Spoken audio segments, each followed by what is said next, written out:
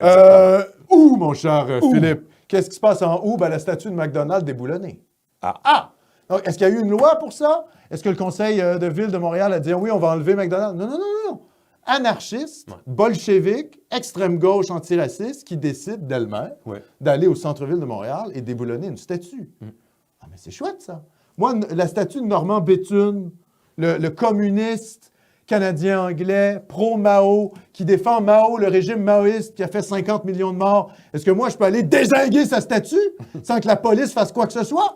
Non, mais parce que si l'extrême gauche peut le faire, peut-être que la droite nationale, elle aussi, elle peut le faire. Ah, je lance des idées comme ça, je ne sais pas pourquoi, je dis ça comme ça. Donc, vous voyez, 2 poids, 2 mesures. L'extrême gauche, elle peut faire ce qu'elle veut, mais quand c'est le camp de la droite nationale, on aurait 12 millions d'articles sur la montée du fascisme et de l'extrême droite s'il s'avérait qu'il y a un groupe qui ose peut-être lancer l'idée sur le web. Donc, encore une fois, révolution culturelle. Je ne suis pas là pour défendre McDonald's, c'est pas quelqu'un que j'aime. Je veux dire, c'est le fondateur du Canada anglais. On peut avoir un débat, et de la Confédération, on peut avoir un débat sur la place qu'il a dans la société, notamment en tant que nationaliste québécois. Mais c'est pas à l'extrême gauche de décider qu'est-ce qu'il va y avoir dans nos rues et dans nos places publiques. Exactement. C'est la tyrannie. Et encore une fois, c'est de cette ambiance de révolution culturelle anti-occidentale. Toujours sous l'espèce de complaisance absolue. Des médias. Des médias puis des politiques. Oui, et des politiques. Là, on va entendre des mouches voler, là, soudainement. Oui, plus rien des... Oui, voilà. On va appeler telle rue, je ne sais qui, Mohawk. Oui, voilà. Oui. À Tatakoui. À Tatakian, qui remplace ça. Oui, c'est bon, évidemment. En septembre, mon cher Philippe, tu as quelque chose à rajouter? Le mois d'août, c'est la course au Parti québécois. Ah, mais oui, c'est vrai. On ne s'éternisera pas là-dessus. Là. Frédéric Bastien est assez bon. Hein? On aime bien Frédéric. Bastien. Mais évidemment, trop lucide pour les péquistes.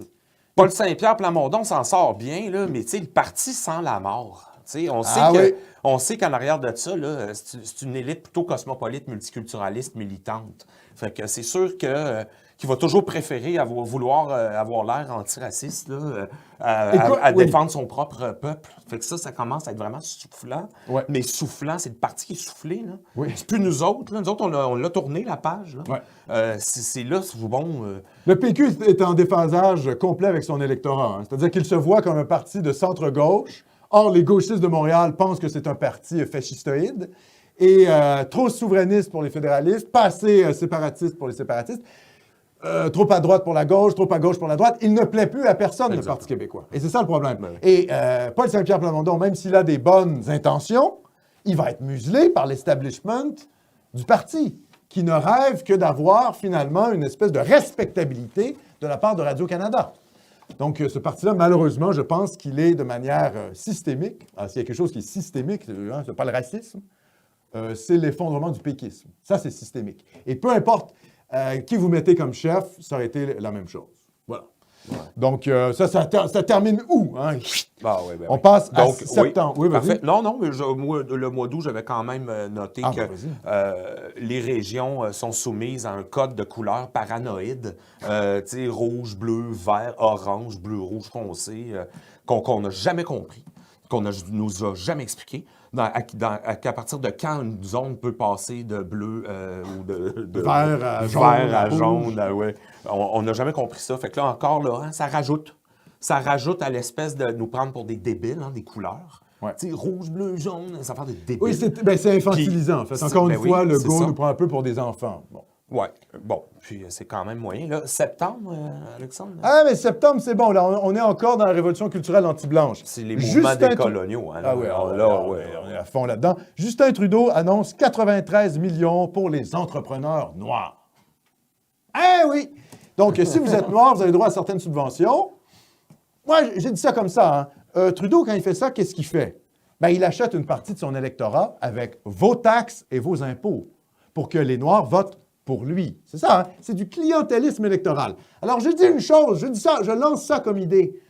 Peut-être que les mouvements nationalistes pourraient dire « il faut donner des subventions aux entreprises canadiennes françaises. Hein? Parce que si les Noirs défendent les intérêts noirs, les Juifs défendent les intérêts juifs, les Anglais défendent les intérêts anglais, il n'y a personne pour défendre nos intérêts si on ne le fait pas nous-mêmes. Parce que la Société Saint-Jean-Baptiste et toutes les organisations traditionnellement canadiennes-françaises sont passées au patriotisme civique québécois, qui fait en sorte que le premier Pakistanais qui débarque sur le sol et qui ne parle même pas français devient québécois. Donc, c'est le temps que nous, Canadiens français, la véritable nation, on reprenne une conscience nationale et qu'on défende nos intérêts, parce que c'est certainement pas le Parti libéral de la corruption de Justin Trudeau qui va le faire. Non, exactement. Application pour les Noirs, là. C'était ça, hein? C'est en même temps, c'était la subvention de Trudeau. Puis là, on nous a appris qu'il y avait une application pour les entrepreneurs noirs. Mais comme ça, on sait où pas acheter, c'est bien. Ben, c'est ça. Hein? D'ailleurs, c'est ce que j'ai vu, je pense, sur le site TV Liberté. Ben non, mais on télécharge ça, puis on sait où ne pas acheter. Tu sais où pas aller. Maintenant, ça va nous prendre une application pour Canadiens français. C'est toujours la même chose. Hein? La logique, on peut la retourner pour la mettre pour nous. Oui. Ouais. Septembre, octobre, Namaste TV commence des lives, des directs. Ah oui, on commence nos directs. Exact. Ah ouais, depuis septembre. C'est pas mal, ça. C'est plutôt trippant. Octobre, ensuite. Qu'est-ce qui se passe-t-il en octobre? Ah ben là, c'est le scandale. C'est le scandale du mot en N. Le mot en N, qu'est-ce que c'est? C'est Nomos, bien sûr. Nomos TV. Hein? La web télé nationaliste du Québec. Qui existe seulement grâce à vous. D'ailleurs, vous pouvez nous aider comment? Par PayPal, par Interac, par carte de crédit également, en allant sur le site. Vous cliquez sur l'onglet nomostv.com/donner, et puis vous cliquez sur l'onglet donner. C'est grâce à vous qu'on est capable de faire ce direct. On remercie tous nos contributeurs. Oui, vraiment. Le mot en N en octobre, c'est évidemment le mot nègre, que plus personne ne veut prononcer. Hein? On est passé par, finalement, le Devoir qui nous dit « Ah, c'est quand même un sujet, on peut le dire. » Et puis, 2 semaines plus tard, tout le monde disait le mot en N. L'expression « mot en N », ça n'existait qu'aux États-Unis. Et maintenant, à partir d'octobre, en fait, ça s'est répandu dans la sphère médiatique québécoise. Alors, je rappelle quand même quelque chose sur le racisme, la négrophobie québécoise. La négrophobie systémique québécoise. On va quand même rappeler quelque chose. La chef du Parti libéral du Québec est noire. Le président du Parti québécois est noir. Le porte-parole de la fête nationale de cette année était noir. Et les Noirs représentent 4 % de la population québécoise. Donc, on va arrêter la négrophobie systémique au Québec. Ça n'existe pas. OK? Calmez-vous. Là. Ce qui existe, c'est parfois de la solidarité entre Canadiens français, qui fait que les Canadiens français préfèrent embaucher d'autres Canadiens français plutôt qu'embaucher Mamadou. Mais je vais vous dire quelque chose. Le truc, c'est que si Mamadou est entrepreneur, il va lui aussi préférer engager son cousin. Hein? Lui aussi, il va faire du communautarisme. Les Asiatiques, que font-ils? Ils engagent d'autres Asiatiques. Les Juifs, que font-ils? Ils engagent d'autres Juifs. Donc, tout le monde est dans une forme de solidarité communautaire. Ce n'est pas du racisme, c'est de la solidarité. Vous voyez? Eh bien, si toutes les ethnies du Canada, du Québec, peuvent faire de la solidarité ethnique ou nationale, eh bien, les Canadiens français aussi, on peut le faire. Ah, ben oui, c'est comme ça. Hein, vous avez 2 personnes à égale compétence, vous avez un Canadien français et vous avez Mahmoud, ben vous pouvez prendre le Canadien français. C'est tout. Et voilà, c'est un principe sain de discrimination. D'ailleurs, la discrimination, c'est la base de la culture. Hein. C'est discriminer le beau du laid, le bon du mauvais. S'il n'y a pas de discrimination, il n'y a pas de culture. Et s'il n'y a pas de culture, il n'y a pas de civilisation. Mais même leur démocratie libérale, boboche, est basée sur la discrimination. Tout à fait. On discrimine un parti pour le profit de l'autre. Ben, exactement. Je suis désolé. Donc, il faut redescendre sur la planète. Là, justement, en parlant de ça, il faut continuer notre mois d'octobre. Ensauvagement de Montréal, hein, nous, ça fait des années qu'on en parle. Ben là, il y a un islamiste armé d'un Coran et d'un couteau qui a foncé sur des policiers, puis les journaux nous ont dit qu'on ne connaissait pas la cause. Oui, non, mais problème de santé mentale, évidemment. Ah oui. Allahu Akbar! Oui, c'est ça. Allahu Akbar! C'est toujours, c'est bizarre, hein, ils répètent toujours les mêmes trucs. Oui. Et ils ont tous la même maladie mentale. Bon, enfin, bref. Oui. Là, non, mais attends. Namaste TV, il n'y a jamais d'amalgame. Je tiens à dire ici que l'islam n'a rien à voir avec l'islam. Oui, c'est ça. Le Coran n'a rien à voir avec le Coran et les musulmans n'ont rien à voir avec les musulmans. Jamais. Il n'y a aucun lien à faire. En fait, vous faites des liens de cause à effet, mais en fait, il n'y en a pas. Il n'y a pas de lien de cause à effet. C'est votre esprit dérangé qui fait ça, les gars. Non, mais tiens juste à mettre les choses au clair. C'est ça. D'ailleurs, c'était pas juste à Montréal. Hein? Samuel Paty, le professeur en France, qui a un type, on ne sait pas trop à quel point c'est un gauchiste, probablement un peu de gauche, mais enfin bref, un prof français, quoi, passé par l'école des Républicains. Voilà, gauche laïque, qui montre une caricature de Charlie Hebdo en classe. Oh, il finit décapité. Encore une fois, l'islam n'a rien à voir avec l'islam. Je tiens à préciser quand même. C'est bizarre quand même, il y a toujours les mêmes causes entraînent les mêmes effets. C'est bizarre, ça. Ah oui. Est-ce qu'il y aurait quelque chose de systémique là-dedans dans l'islam? le djihad, des gens décapités. Je ne sais pas, je dis ça comme ça. Enfin, c'est juste une pure spéculation venue de mon esprit malade, hein? De mon esprit fou. C'est bizarre quand même, tous les Occidentaux se disent un peu ça. Oui. C'est quand même bizarre. C'est de l'islamophobie. Ben voilà, c'est de l'islamophobie systémique.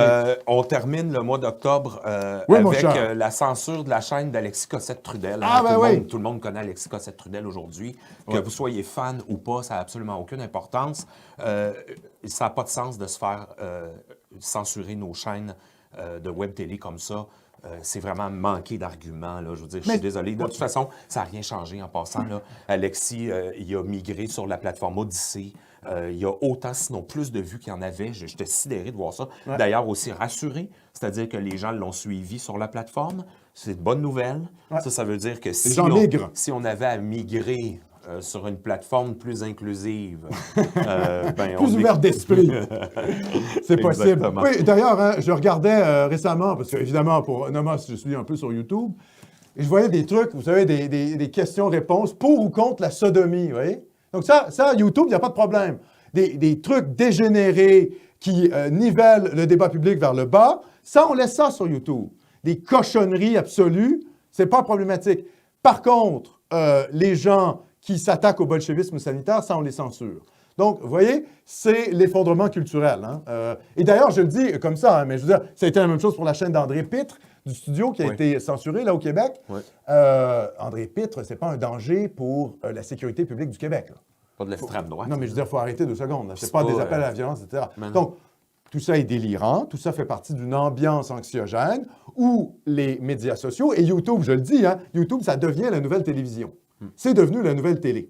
Donc, il va y avoir de plus en plus de la part des oligarques californiens, des GAFAM, une espèce de verrouillage du contenu sur YouTube. Donc, il faut s'attendre à ce que ce verrouillage se radicalise. Hein? Et ça n'était que la preuve parmi d'autres, parce qu'il y a plein d'autres chaînes qui ont été censurées déjà aux États-Unis ou ailleurs.